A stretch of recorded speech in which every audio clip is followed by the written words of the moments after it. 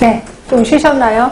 자, 요거 다음 주까지 미리 보고 오셔야 됩니다. 근데 오늘은 이 중에서 어쩔 수 없이 요 지역세 간호학 역사 조금만 할 겁니다. 그리고 대신 이거는 이제 복습한다고 생각하시면 될 것 같고요.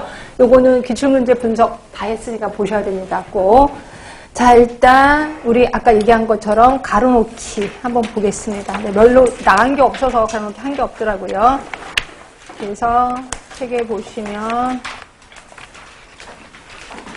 자, 몇 쪽이냐면 127쪽이요. 자, 127쪽에 파이널 테스트. 자, 보건정책의 결정 과정에서 이거 어느 단계 같아요?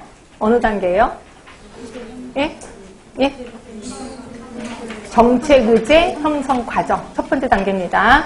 자, 맨 처음에 개별적인 사건이 무슨 문제가 돼요? 사회 문제가 되고, 그게 공중의제가 되고, 마지막이 정부 의제가 되는 거죠. 자, 이 중에서 사회적인 이슈화 어디에 들어갈까요? 사회적인 이슈화. 사회 문제에서 공중 의제로 갈 때 사회적인 이슈화가 일어납니다. 자, 두 번째, 우리나라 보건정책의 변천 중에 사회의 중요한 질병을 관리하고 국가 경제 개발에 도움이 되는 그게 문제가 아니네. 인구 및 가족 계획 분야의 정책 개발에 치중했던 시기. 예, 61년부터 75년까지인가? 그럴 겁니다. 75년까지. 2단계였었을 겁니다. 그러면 그건 뭐였었어요? 건강보험 만들고, 그러니까 의료 서비스의 대중화 현상이 일어난 것. 이거는 3단계,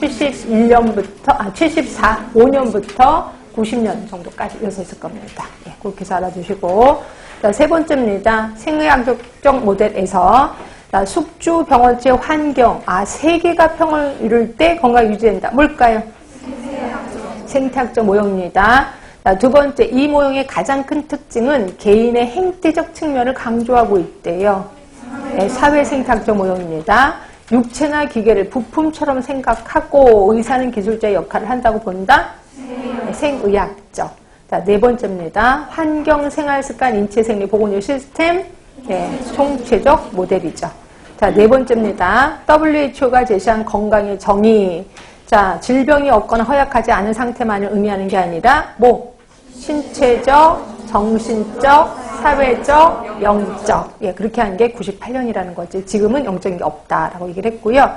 자, 그 다음에 그 밑에 거는 여러 학자 제가 안 했기 때문에 다 하진 않을 거고요. 이 중에서 뭐를 할까 할 게 없나? 세 번째 이거 눈에 보이시지 않나요?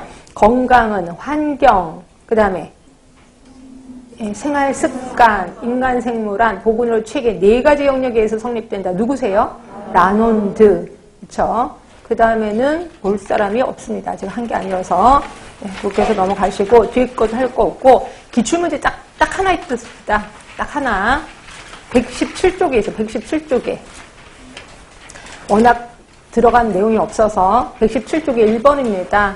자, 캐나다의 보건성 장관이었던 라논드 보고서에 의하면 건강이 결정을 미친 주요 요인을 제시했다. 가장 옳지 않은 거 누구세요? 네, 3번 교육 정도는 전혀 얘기 안 했습니다. 네, 그렇게 해서 보시면 될 거. 나머지는 좀 더 해야 되고요. 자, 26쪽으로 가겠습니다. 자, 레닝거의 선라이즈 모형이에요. 자, 거기 보시면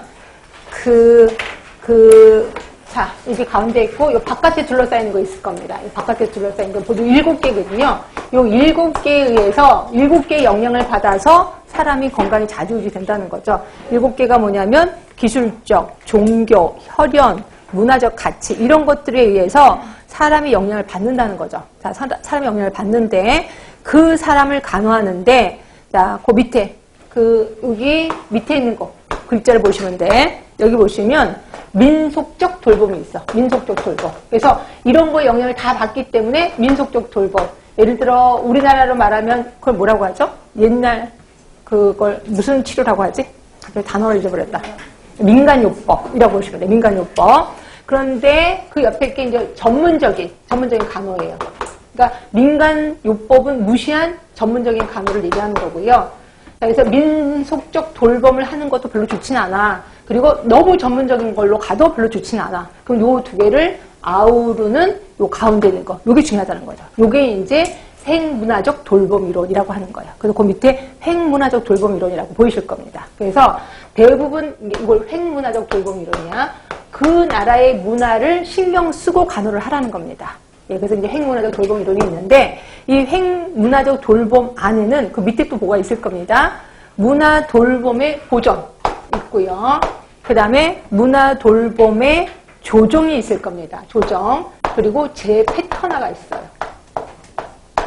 그러니까 횡문화적으로 간호를 하려면 요 단계를 거치라는 거죠. 어떤 단계를 거치냐면 일단 내가 이제 한국 사람이야. 근데 아랍 분이 오신 거예요. 그러면 내가 내 간호를 주장하면 안 돼. 전문적인 간호를 주장하는 게 아니라 먼저 그 나라의 문화를 찾아내서 아까 그랬잖아. 그 나라의 문화를 찾아내서 그 나라 문화에 맞게끔 간호를 해줘야 돼. 이게 보존입니다. 그 나라의 문화를 일단 보존해줘라. 그럼 그 사람이 저 사람 한국 사람인데 우리나라 문화를 알아? 되게 신기해 라고 어때요? 뭐가 생겨? 라포가 형성이 되는 거죠. 그리고 나면 조정, 살짝 바꾸는 거죠.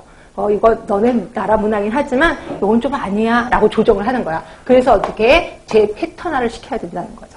그래서 아예 바꿔버리는 거죠. 재패턴화 시켜서 그래서 횡문화적 이론을 해야 된다. 횡문화적 간호를 해야 된다라고 얘기한 게 레닝거예요. 그래서 레닝거가 아주 옛날에 이 이론을 제시했는데 요즘 뜨기 시작합니다.